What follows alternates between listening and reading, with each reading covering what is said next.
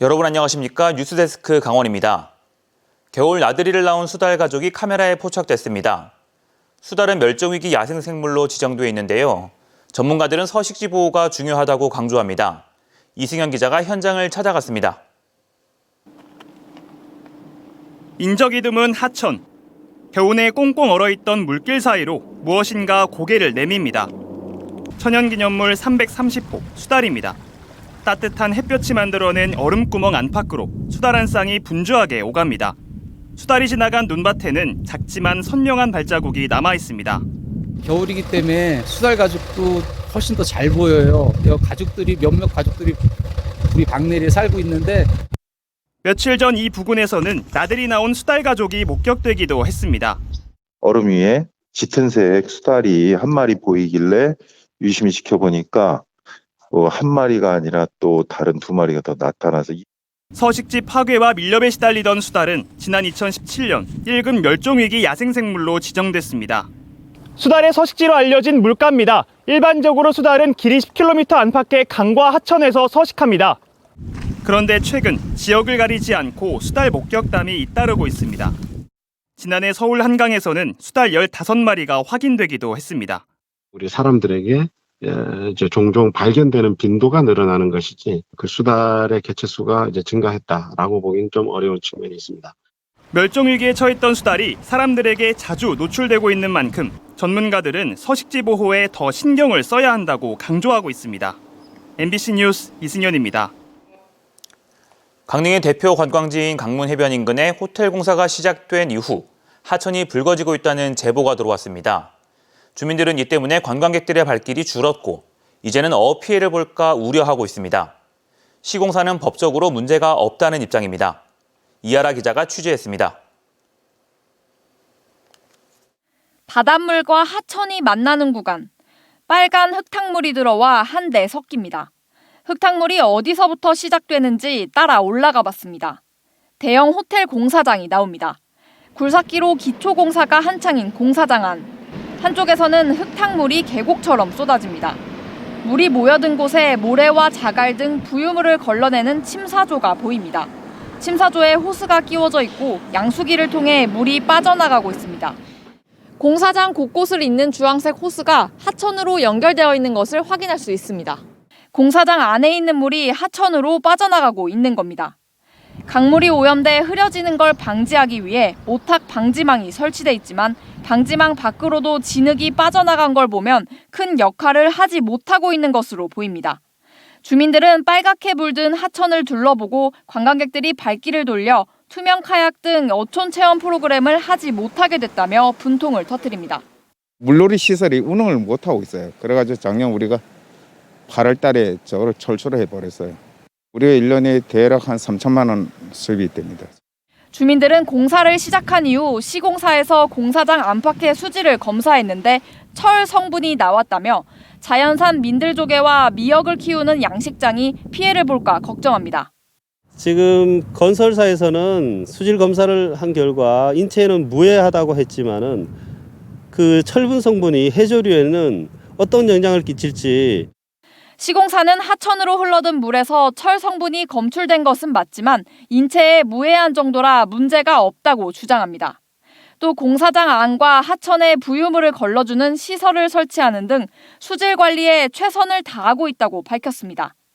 보건환경연구원의 수질 검사상 이상이 없는 걸로 나왔는데 철분이 좀 많이 함유된 걸로 파악이 돼서 미관상 문제 부분이 되는 부분에 대해서는 원만하게 처리할 수 있도록 노력을 하겠습니다. 강릉시청은 환경관련법상 문제되는 철 성분의 기준치가 없어 시공사가 주장하는 무해 정도를 행정에서 따져 제재할 수 없는 게 현실이라고 설명합니다. 철의 성분에 대해서라든지 그 피해는 어장 피해라든지 이런 건 정확한 용역에 의해서 나와야죠. 그 침사조를 통해서 나가는 그 물이라든지 그게 그 흙탕물이 심하다든지 그러면은 저희들이 단속을 하고 침사조 관리 철저히 하는 거. 강릉의 환경 친화적인 관광도시 이미지가 흐려지고 있어 빠른 해결이 필요해 보입니다. MBC 뉴스 이하라입니다. 지난달 11일 철원에 이어 한 달 만에 양양에서 아프리카 돼지열병이 추가로 발생했습니다.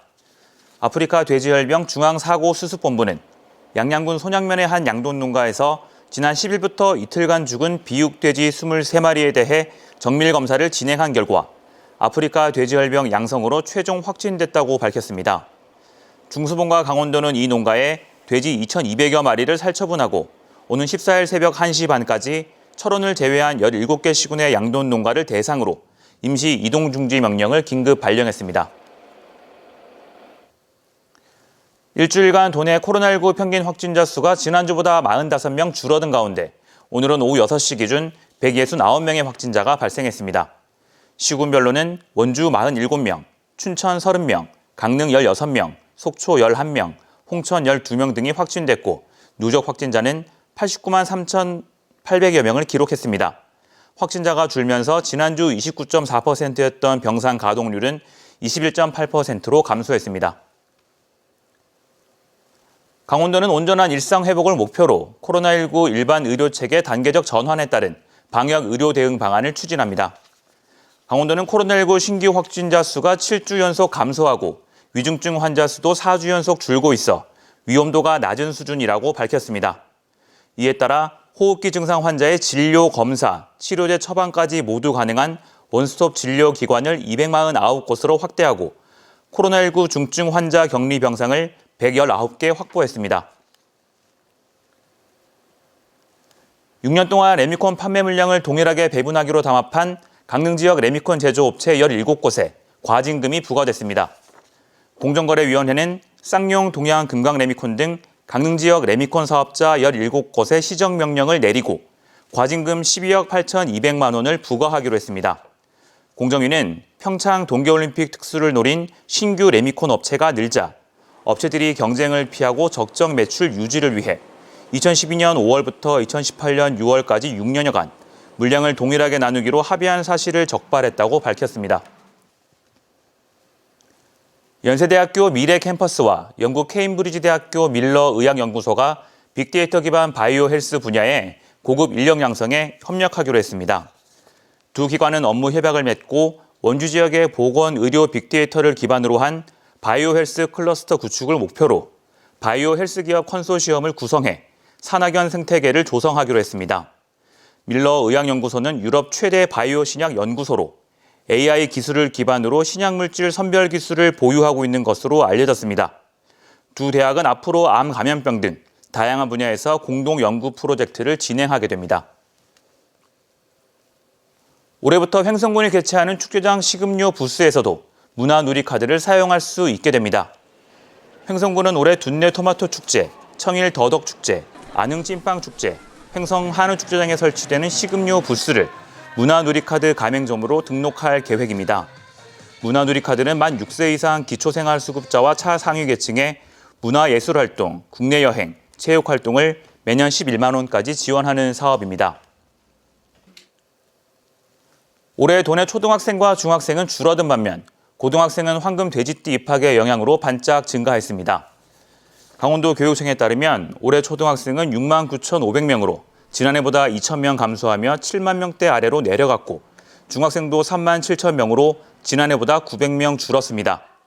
반면 올해 고등학생 수는 2007년 황금돼지띠 입학의 영향으로 지난해보다 100명 늘어난 3만 6,900명으로 나타났습니다.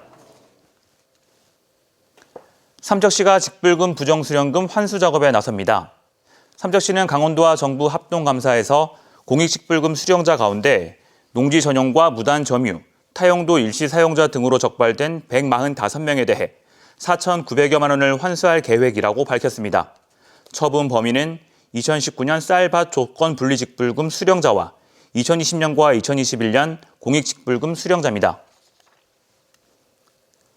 강원도 관광재단이 동계 스포츠 관련 해외 관광객을 유치하기 위해 베트남의 관광업계 종사자와 언론인 등을 강원도에 초청했습니다.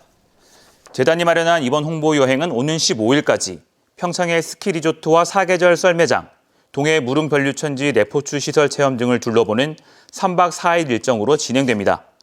한편 지난해 10월부터 양양공항에는 강원도와 베트남 하노이 호찌민을 잇는 국제 노선이 운영돼 강원도와 관광업계가 베트남 관광객 유치 활동을 이어가고 있습니다.